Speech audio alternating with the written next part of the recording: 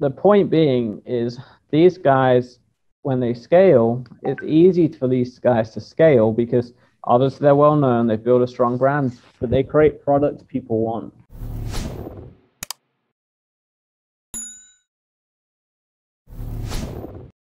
Hey everyone, welcome to another episode of Perfectly Mentored. I'm your host, Jason Portnoy. My guest today, Rudy Mawer.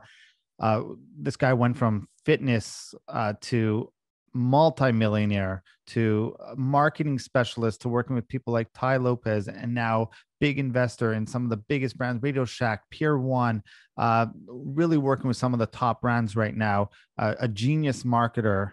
And if you're an entrepreneur in this space and you're looking to grow your brand, this is the episode for you. Check it out. Rudy, welcome to the podcast. Thank you so much for being here. Yeah, my pleasure. Happy and excited to be here today. You have an incredible journey. So I want to talk about your journey a little bit. I want your listeners to get a little bit of a feel for you, how you got started, how you ended up with like Tai Lopez and now like a big time investor, RadioShack, Pier 1. Like, how do you get to that point? What did that journey look like for you? Sure, I can give the 2-minute overview if you want, condensed, 12 years into 2 minutes. 12 years in 2 minutes. You're on the clock. Let's hear it. So yeah, from the UK, England, typical entrepreneur as a kid, buying and selling. I actually got banned in my school for selling too much as like a 10-year-old. But yeah, always an entrepreneur. Started my first business at 18, health and fitness, personal trainer. Tried to go online, didn't really crack it when I was younger, but I was always entrepreneurial, figuring it out, hustling, working like 2-3 jobs. And then got really high level in that. So I started working with NBA teams as a nutrition consultant, did some stuff for like the Navy SEALs and deep sea divers, flew up to their base in Virginia when I moved out to America, worked with Olympic athletes. So I got really high up in the fitness space. And then I wanted to, kind of get online and create these automated businesses and, live the 4-hour work week, right? Where you actually work more. But I went online, learned membership sites, learned funnels, learned ads, built my first business to multi-millions by the age of 25 in the fitness space. Became really, really good at Facebook ads and funnels and copy and that sort of stuff. Started doing it for other friends in the health space. And that started I got to a point where I was making like 40K a month profit just running a few ad accounts and like on the side of my fitness business that had 20 staff and was doing millions. And I was like, I earn like almost as much net profit, like $500,000 a year with no costs versus a multi-million-dollar business that doesn't make much more than that after all the ad spend, staff costs, blah, blah, blah, right? So it's like, maybe I'll go more in the marketing agency stuff. I really enjoy it. I enjoy the marketing, the strategy. I enjoy entrepreneurship, hanging out with business owners. So I transitioned to that a few years ago.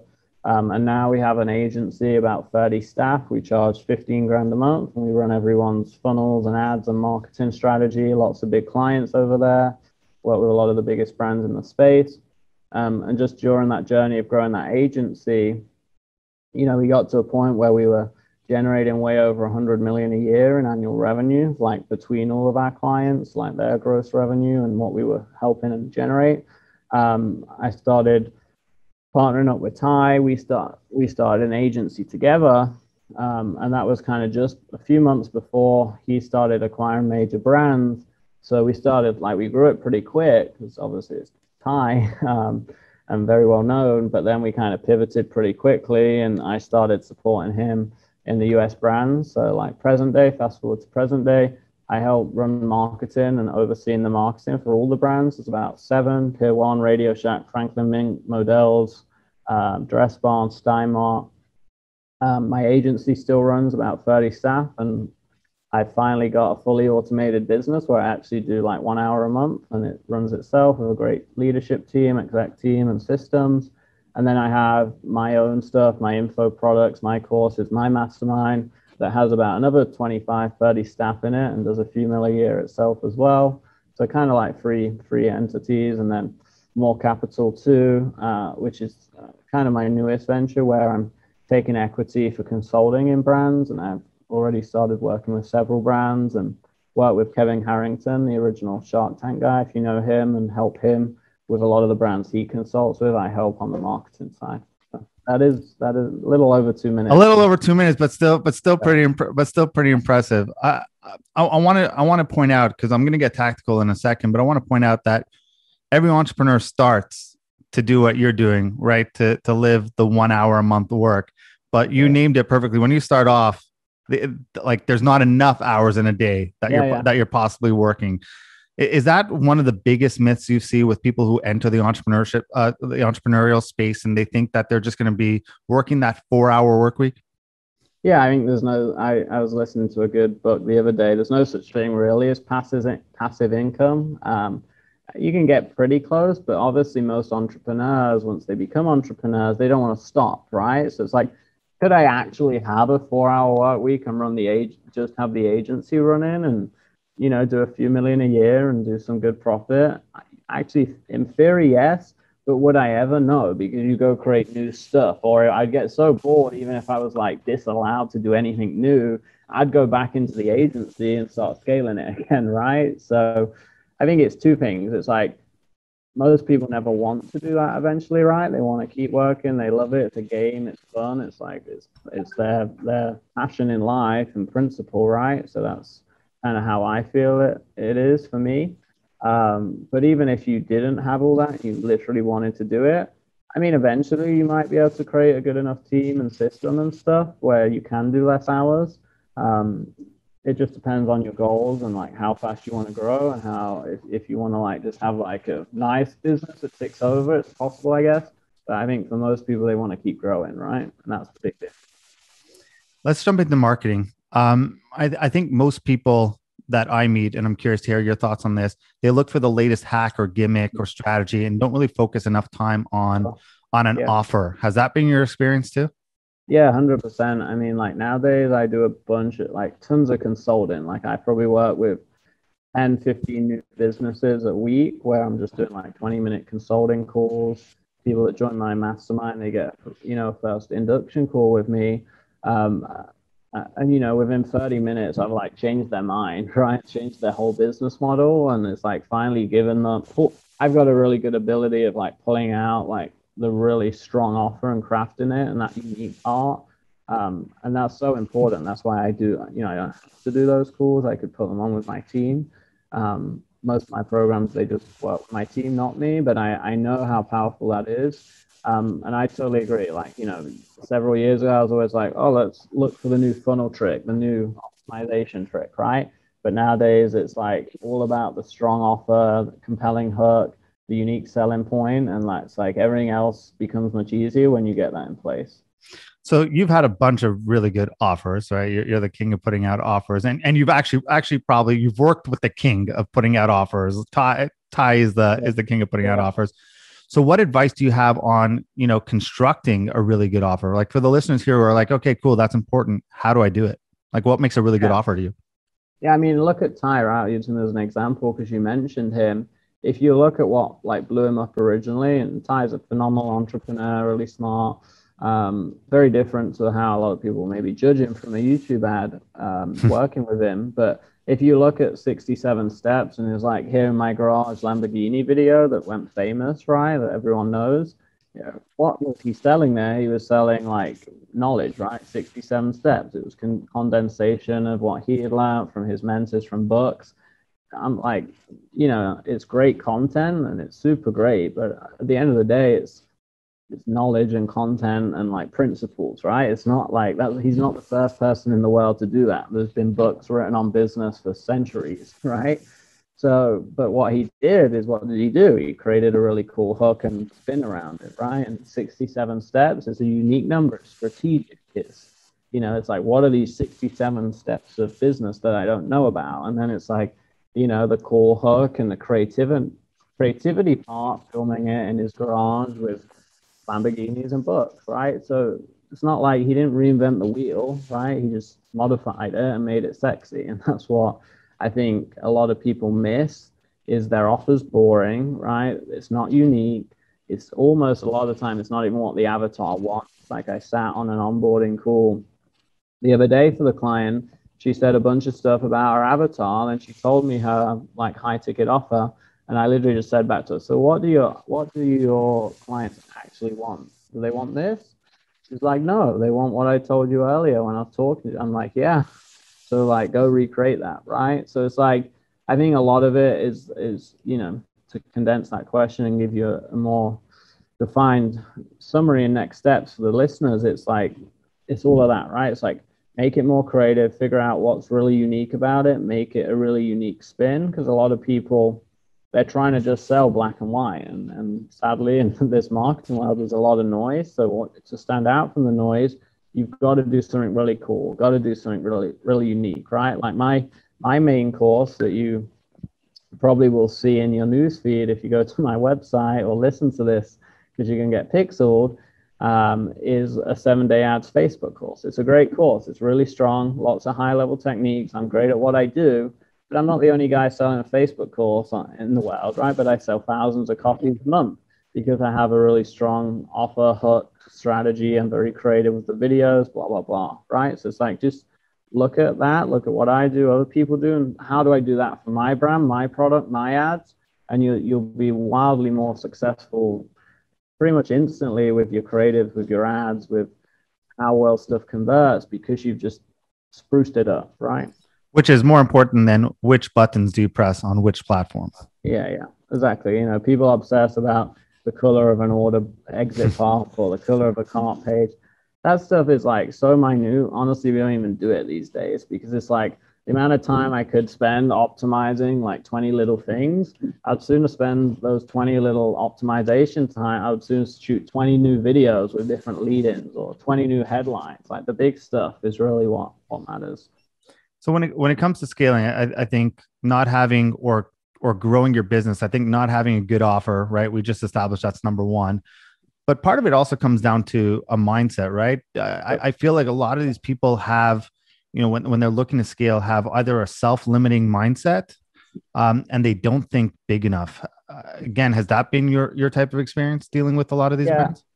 Yeah, and everyone's too slow. That's the biggest thing. They join my mastermind, and literally within two, I'm like, so is it live yet? You're gonna launch it next week? It's like, I'm like, they're like, oh, it's not even ready. I'm like, just build out the basic 5 modules that starts the first 2 weeks, launch it. It's like everyone thinks backwards, they work backwards. And like, I'm not trying to preach, because honest, like when I tell a story to them of when I was 19, I wanted to create a fitness membership site, and I actually did it. I spent like $7,000 with a big UK website development company. I spent months creating it, hundreds of edits. They probably hated me. I would have hated me as a client, but it was this awesome membership site. It had everything. It had BMI trackers, charts, graphs. You input your crap. I wrote hundreds of pages of content, modules. It was amazing. I traveled around Europe for 4 weeks, and all I did was like write content for this membership site on the vacation. And guess what? I never launched it, because I like spent 6 months doing this. It's probably still the best thing I ever created from a content standpoint, but I made $0 because I like moved on to something else, right? I didn't figure out actually the ad side of launching it. And that's how most people think, right? It's like now I'll launch most of my offers launch before the whole thing's like fully built. Like luckily I have enough content and stuff now that pretty much everything's built. But even so, it's like flush out and test the offer, the hook, the lead in, the concept, and then launch it. So you've got to be much faster. You got to move faster. You've definitely got to think bigger. You got to ask better questions. Like I ask my team, like, even my team, they'll stop spending 20 minutes discussing this little thing. I'm like, we have a saying in my business. I'm like, is this $1 million thing right now? And they're like, no. So it's like, shut up and move on. So you got to think bigger, think about the right things, move faster. And yeah, obviously believe in yourself. Like I believe I'm lucky. Like my parents were pro athletes. They weren't not business savvy at all. Like I help support them financially now, not from money at all, but they were very like, they achieved a world-class status in something, right? And that's because they believed if they worked hard enough, trained every day, out-trained everyone, they could do it. And it's kind of the same in business. And I think that's like, some people come from money. Some people are born in the right place. They go to the right school and meet the right person. Like my competitive advantage is the mindset, and probably growing up with parents that did that helped me. I love that the sell it and then build it. I think people have that reversed, and that's a big problem. Yep. Yeah, I mean, So, look at most of the millionaires or ultra millionaires. Like Tesla is the prime example. One of the richest guys in the world sells millions of dollars before the thing's even built, right? It's like all the biggest brands, Apple, announce it while it's still being built. Everyone's hyped up about it. They're doing pre-order. All the billionaires do it, but it's like all the guys making zero money or 100K don't do it. It's like it's oh, because I think people are too emotionally attached to their own business, right? It's my baby. It's got to be perfect before I put it out to the world. And half the time, their perfect isn't even what their exact audience even wants. Well, and I always tell them the sad truth is no one sticks with their first thing. So it's like even if you make it perfect, Yeah, a year later you're going to have changed it anyway after you wasted a year of your life trying to get it right. true, true. Yeah. So let's talk Facebook ads. Before we get into your strategies, I got to ask your take on iOS 14.5 and how that's changing the landscape. Yeah, I don't know. I guess I'm kind of chilled out about it. Like we work directly with Facebook. They've like given, their general feedback. I mean, look, it limits some of the audience stuff. It limits a lot of the retargeting, but I've always been well known or like famous in this space for cold traffic. That's all I've ever done, right? Build funnels that scale to cold traffic. And trust me, it's very hard. It's not like all of the ones I make are just magical and work. I'm just more consistent and aggressive and test faster. So that's my bread and butter. And I don't care about retargeting so much because I only want something that can do millions of dollars. And you don't do millions of dollars from retargeting. You might over time, but you're not going to do it in a month, right? It'd be hard.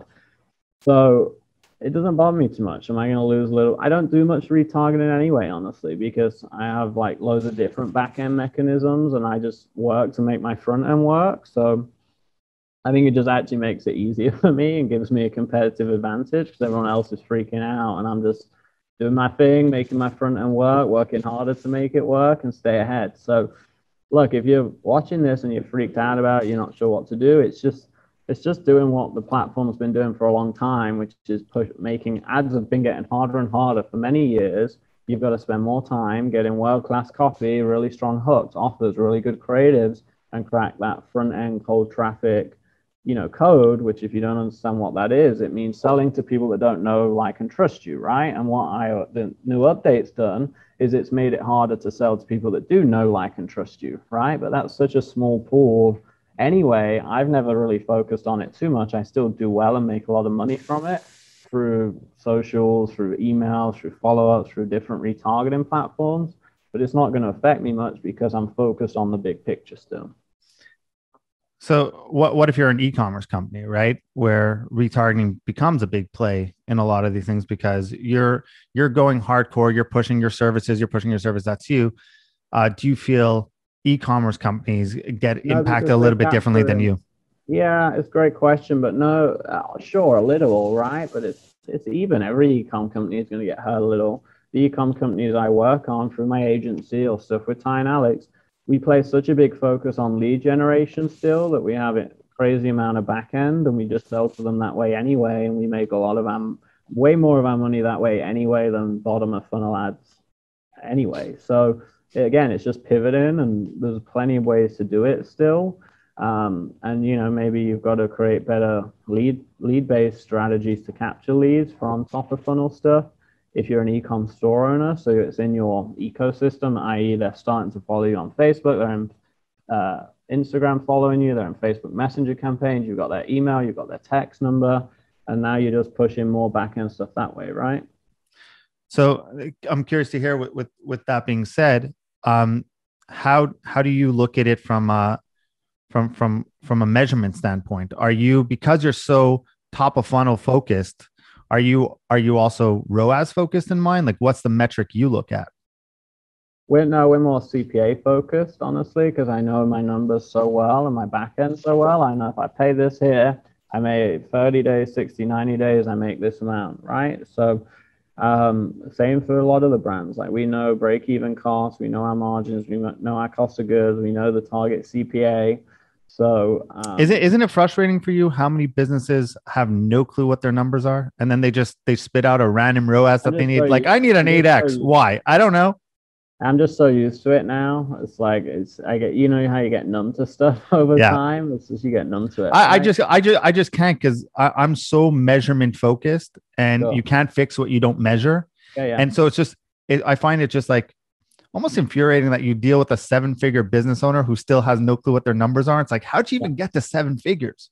Yeah. Yeah. I mean, I've learned like, look, in life and business, you can only help people so much, right? It's like some people, they don't want your help, or if they do, they don't know how to receive your help, and that's on them. So it's like if we work, that's why. And also my agency, we changed very early on where we'll only work with them if we're in control of the copy, the structure, the design, the landing page, the tracking, and the ads and the creators, because that way, for your reason, yeah, it probably just doesn't work because you're like, clashing with the business owner because they don't get everything that goes into it.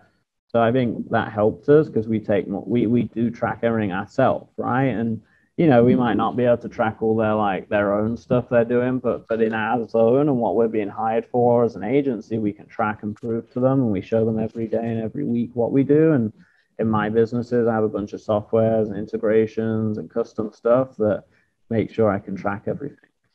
So if we're moving towards this cookieless web, and this is just going to get harder on every platform, this isn't a Facebook thing, right? This is going to happen eventually across all the platforms. How do you advise the listeners who run brands to start thinking of overall marketing, and how do they start looking at their business, from an online marketing point of view holistically? Yeah, I mean, bigger picture marketing is your ability to acquire new customers, maximize how much they pay on day one, and then how much they pay over time, right? So as long as you look, obviously I would love Facebook to be super accurate. I would love to know which ad sets work, which videos are working best, right? But I've learned over many years, I've used every software out there. Some help, some are good, some don't help. Ultimately, how much did I spend today? How much did I make back? What was my CPA? And segment it out. What was my AOV? And how much do I make over the next 30, 60, 90 days, right? And I'm very laser tight. All my staff know those numbers, like not just me. You can go and ask my appointment setter, my head of operations, my designer, my copywriter, and they can all tell you those stats because we live and breathe them as a business. I tell clients all the time when they say, well, we're looking at Google reporting, then we look at Facebook reporting. Which one do we live by? I go, the money that goes in your bank account. Yeah. Yeah. And look, if you're really unsure, turn one off for a week. See what happens. I don't think Facebook's working for me. All right. You want to turn it off? No. That's usually the response. Yeah. Look, so stuff gets harder, but if you've got a good system, a repeatable system that's working, right? Adds to a landing page or to an offer or to an e-comm store, it's going to get more granular, and it's going to be harder to track the creators, what's working, etc. But ultimately, if you've got the big picture numbers working, everything's dialed in, you know what you're spending, what you're making back, you can, just like anything in life, you can only work with what you can work with, right? And you can either complain about it or you can get on with it and just figure it out. And I'm always the get on with it, figure it out, and that is it. You've had phenomenal growth online personally as well, right? What's been your key to success online, and what can the listeners kind of learn from you in order to get the same type of results online?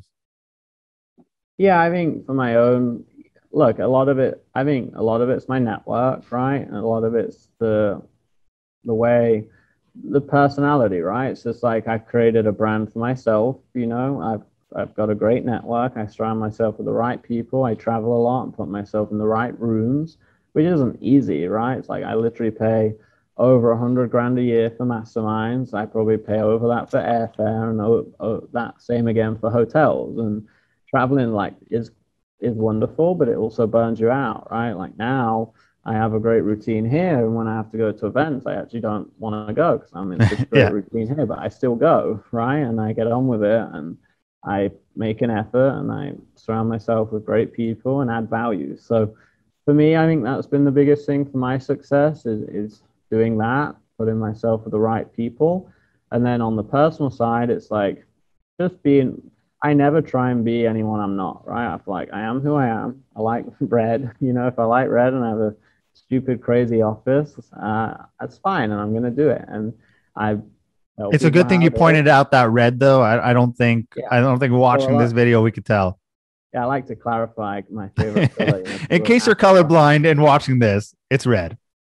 Yeah, but it's like I just do what I've always lived. Luckily, I've always lived life doing what I want to do, maybe in a selfish way a little, but I've always done what I want to do. I was an only child. I've always been an A-type personality, which gets on and does it. And it's like you either pull people with you or you like push people away, and that's fine, right? And I rarely care about what anyone says or thinks about me. I'm just gonna go do my own thing, and it's kind of worked out, right? And I have a lot of great friends, a lot of great networks, a lot of people know, like, and trust me, and I put out good content. I help people, and yeah, it's just staying true to those core values.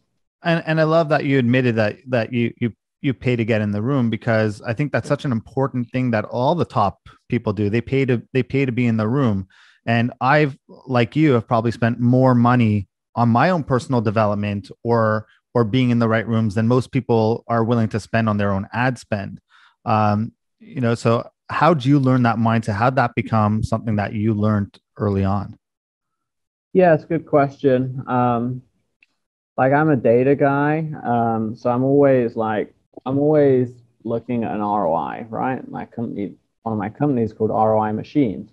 So it doesn't bother me about paying so much money, like 100 grand, because because I'm data driven, I figure out a way of making it back, right? And it doesn't always mean I go there and make money, but it's like I quantify, would I pay that much to connect with that person? Would I pay that much to learn from that person, to be connected, to have that person's phone number? So you see what I mean? So it's like I just establish what the cost is, what is an ROI needed to make it worth it, and then go reverse engineer a plan to do that, right? And it might not even be an immediate ROI, right? The relationships you built 3 years ago, right, could take 10 years to even come to fruition. Yeah, exactly. It's not cash value a lot of the time, and it's not instant, and I'm okay with that, right? But now let's take that a step further, because there are a lot of people who pay to get in the room and they'll be a wallflower and they'll sit there and they'll never be able to ROI that because they didn't do anything. So what's the next step then? So you now paid to get in the room. What's your advice to, now that you're in the room, what to do without being like that annoying person of being like, hi, I'm Jason, I run an agency. How maybe I could help you, right? Or I'd love to be your friend. What's your phone number, right? What's the next steps? Yeah, I mean, it gets easier over time, right? Because once you build a reputation, it's like I go to masterminds now and everyone asks me, Rudy, what everything you're doing is so crazy. Tell me about it, right? So it's like, and that's like, oh yeah, lucky for you, Rudy. But it's not always been that way. I went to my first business event, knew no one, didn't speak to anyone, and slowly progressed and made friends who made intros to me. And now I go to an event and I know 75% of people in the room, right? And it's just like that snowball effect. It compounds over time. And I've spent that time and gone through that to be where I am today and to be in that position, right? He's done it for another 10 years than I've done, and knows even more people in the room, and even more people want to speak to him. And Warren Buffett or Elon Musk steps in a room and they're even ahead of Tai, right? Because they've spent even longer. So it's all about going there, putting in the work, being genuine, adding value, building relationships, helping people, obviously a personality helps, right? If you're confident, you're outgoing, then great. If you're not, you got to go force yourself to be a little more confident, outgoing. I'm pretty confident, outgoing, and personable, but I wasn't born this way. I had to, it felt awkward at first, and you just get on with it. Maybe I'm asking a bad question, because I think I'll know the answer based off who you are and whatnot. But how important is omnipresence, is building a brand around yourself to your success, to getting market domination, right? Because you invest a lot. You're out there, right? You're everywhere, and you even said that. You're watching this, or you go to my or you go to my Instagram page. I'm not worried. You're mine for life. I own you regardless of what iOS changes happen. So you obviously see the importance, but how? I want to hear you answer that question. Yeah, that, like you say, definitely know the importance, and I think I've understood it more and more over time, right? Because more and more over time, it's opportunity cost, right? So if you're everywhere, if you're well known, it's not about how much you're going to make more from Facebook ads. That's helps, right? And that stuff becomes more profitable. But at least for me, it's the stuff that it will lead to in the future, right? Because I want to become a billionaire or at least hit way over 100 mil. And to do that, most people in their life never get there, right? Even if they try. So, and what I like hanging out with Tai and lots of successful people, a big part of it is who you know, right? And how well you know them and how well you contact, can contact them, connect with them, leverage, not in a bad way, but leverage them, right? So for me, it's echoing that, right? It's just kind of like how can I maximize that? And if everyone, at least in this industry, knows who I am, roughly, vaguely, it makes that journey much easier, right? Because it just does, right? It's like that someone sees you at an event, someone comes over and they're like, yeah, meet my friend Rudy, he does, and they're like, oh, I know this, yeah, I know him, I've seen his, it just makes stuff smooth and easy. And so for me, omnipresence isn't necessarily about doing it to make more with my ads. It's about in 20 years where I want to be and helping that process. So advice to the listeners who are sitting there saying, I don't need to put money into putting myself out there, or I don't not want that. Does it then be like, that's fine, but then your dreams have to match your actions at that point? Yeah, I mean, look, if you want to be unemployed and stay at home, it's totally your decision, right? It's totally everyone. The beauty of life is, in the most part, people get to make their own decisions, but just you've got to understand you have to live with those sacrifices or not, and live with the outcomes, right? So, look, if you look at all the biggest brands in the world, they've worked hard for years to become well known, right, and put money into it. So even if you're a startup, a small brand, I teach this a lot. You don't have to become super famous overnight, but you've got to position yourself as a strong brand. You've got to, if a new customer reaches your page, do you look like a new drop shipping store, or do you look like a $5 million brand? You can look exactly like either one of those as a brand new brand on day one, based on how you position yourself, how well you brand yourself, how well you structure yourself. And I obviously help brand new startups that hire me to be the $5 million brand image, not the new drop shipping store like 99% of them. So, and it just expedites growth, right? So getting your brand out there, it doesn't always cost as much as you think to look great and to feel great and to navigate great if you're a website, and then to have simple retargeting ads and constant ads and emails and push notifications and text. It just takes a lot of this, a lot of my success boils down to repeatable systems, right? So it's like I create the system, I action it, it rolls out, and I just keep to it. Number one question that most people get in our line of work is, how do I scale? Right? Every business wants to scale.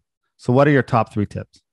Yeah, so interestingly for me, scale isn't about the ads. Scale for me is about, if you create something, so like it's like saying to Apple, how do you scale the AirPod? How do you scale selling a MacBook? How do you... is that one of your like 17 AirPods that you lost over there? Yeah. This is a new one. This is like my 16th now. All right, there you go. But I did find a lot of them, but then they're like missing in the ear. One of them pieces are missing. So, but anyway, the point being is these guys, when they scale, it's easy for these guys to scale because obviously they're well known, they've built a strong brand, but they create products people want, right? And people want to buy a lot of it. Same for Tesla and their cars, right? So scaling isn't about more ad spend, because you can only add like more ad spend to a strong foundation. Okay, if you add anything extra, like if you add water to a dam and it's already full or it's not structured right, it's not going to work. If you have to have that framework and that solid foundation to scale. So for me, it's the ads are the easy part. The way I see it is, if I gave my partner, right, my girlfriend, not experienced in marketing and ads, if I gave her one funnel that's world class, extremely cool hook, offer, really strong, really engaging, mobile optimized, really good creatives, and I gave her a 1-hour Facebook course and I said, go launch it, she'd probably make more money than someone that's experienced with a bad offer and funnel, right? So it's not about the ads. It's about, look, scaling to 20 grand a day and monitoring the ads and trying new stuff on them for sure is important at a point, but you're never going to even get to that point if everything else isn't built in. So people ask the wrong question. They're like, how do I scale? It's like, no, how do I recreate everything for a winning offer that's scalable on cold traffic? Because once you do that, you won't ever ask how to scale because it will just start happening. Biggest reason ads fail, in your opinion? Same answer, honestly. Ads normally fail. Well, obviously, look, if they're set up terribly and there's no testing, the creatives suck, they obviously are going to fail, right? Because they're just bad. If they're half decent, there's a decent amount of creative testing. Main reason they fail is they're either selling an offer that's not suitable for Facebook. Most people get confused there. They think it's magically every offer works. A lot don't.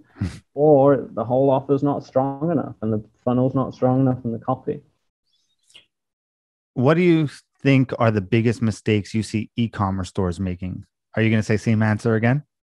It's similar. It's boring stuff. The cool No, I'm a big believer. Anytime I give a talk, by the way, and speak at like all these like traffic conversions, same places, like all those places, I always start my talk with, this is going to be the least sexiest presentation in the world, because the success doesn't come with flashy gimmicks, right? So I'm with you. I love the boring answer. So please give another boring answer. Yeah, I mean, the e-com stuff, look, guys, you ask yourself, if you're asking this question, ask it to yourself. What is the e-com stuff that scales like hell? You see it every day on Facebook. It's like these viral videos with millions of views that are this really cool, unique product that go to a well-designed pet sales page with a bunch of testimonials and user-generated content and bundle offers.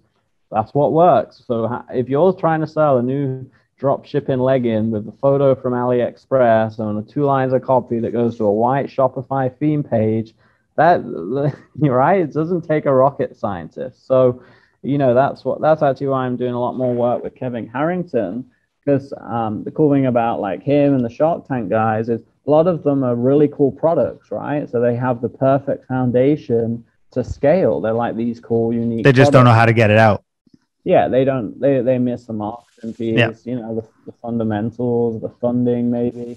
But look, if I can come in and build all that, it's like much easier for me to do good and look like a rock star because I have a really cool, unique product to base it on, right? It's like the whole story, saying you can't polish a turd is kind of true. Like, I'm not saying everyone's business and products are like that, but you have to present it and make it really cool and unique if you want to have a good chance of selling it.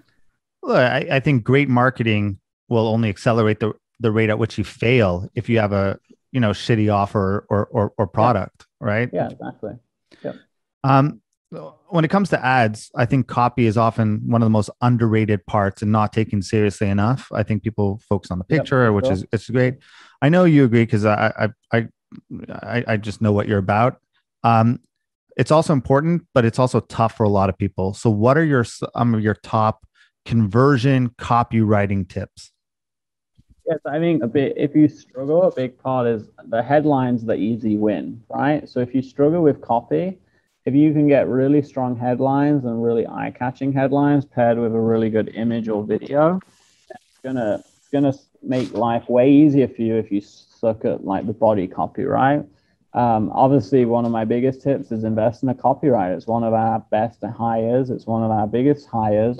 Like, we run an agency that obviously does ads and funnels and everything, and we only have a few media buyers. We have a way bigger copy and design team, and there's a reason for that. It's because that is way more of the emphasis of success versus the actual technical setup, right? And from day one, I've never had my media buyers write the ads, okay? Never. Because if you think about it logically, most technical guys that are doing like looking at spreadsheets and numbers and technical ad setup, most of the time they lack the creativity part, and the creative people struggle with numbers, spreadsheets, technical for the most part. If you generalize to the idea of trying to have a really good technical person being super creative running the copy and the ads is just like a failed principle in my opinion, which is why I've always split them.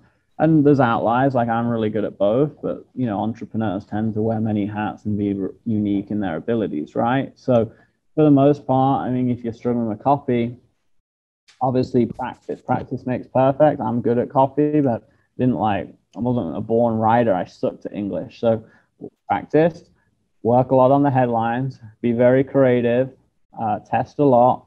I think they're the biggest, and hire if you can.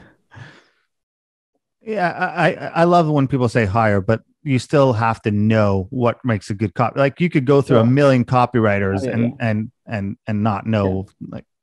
So with high level hires, you always want to lean back on referrals and experience, right? That's one thing I've always done is for key employees or staff like copywriters, media buyers. Very rarely do I hire someone totally random. Trying to find something good. Would love to know your daily routine now. Like, how do you stay on top of your businesses and up to date? What's day to day look like for you? Yeah, I mean, to answer the big picture question, because I'm running like so many things, it's a lot of like calls with leadership teams and reports, right? Memos and reports. So I have a lot of my team structured to give me memos, reports, and have a daily call, because then I can like summarize what's happening and what needs to happen in a business within an hour versus trying to spend all day running it. My actual daily structure is, I live on the beach in Florida, so I like to get up. I either, walk the dogs on the beach or play basketball, like to get some sun and energy, fresh air and exercise for my energy levels. And then I literally go into like 9 hours of calls back to back because I'm trying to, for me, it's a lot of calls. It tires me out, but it's the best way I found to like run everything really efficiently. Because if not, you're like trying to chase people on Slack all day for answers, and it's just like you never get anywhere. So for me, that's how I run it. And then, afternoon, like early evening, I stop, eat dinner, I fast all day because, again, it's great for my energy and frankly, too busy to sit down and try and enjoy food. And then I like do more deeper work. So at night, I might look at some ads. I might write, like dive into reports that I've got to read, approve attorney stuff, HR stuff, and more like actual sit down stuff for a couple of hours. And basically, sounds like the 4-hour work week right there. Yeah, sounds exactly like it. How do you stay up to date with everything? Do you read a lot? Mainly Audible. I do a lot of books on Audible, right? I try and do a book a week, and then obviously traveling, my network, messaging, just people like. What are you reading right now? Or listening to right now? The new actually one Tai wanted me to do. It's called Work Rules. I don't know if you can see it. But, yeah, you see it. Yep. Kind of Work Rules. It's actually from Google, so it's like the culture and performance management and hiring systems of Google, which, if you don't know, were classed as like the best company in the world to work for and best culture and stuff. There are a lot really genius stuff in there on it. Some stuff, it's nice because some stuff I kind of just did randomly over my years of building teams, but lots of stuff I totally missed, and I would love to have done that book 4 years ago. But actually now it's kind of a cool time to do it because I have decently sized teams of 30, 20, 30, and we do performance reviews. We have a full-time HR manager, so we can actually implement a lot of it quickly now. Top 3 books every entrepreneur needs to read.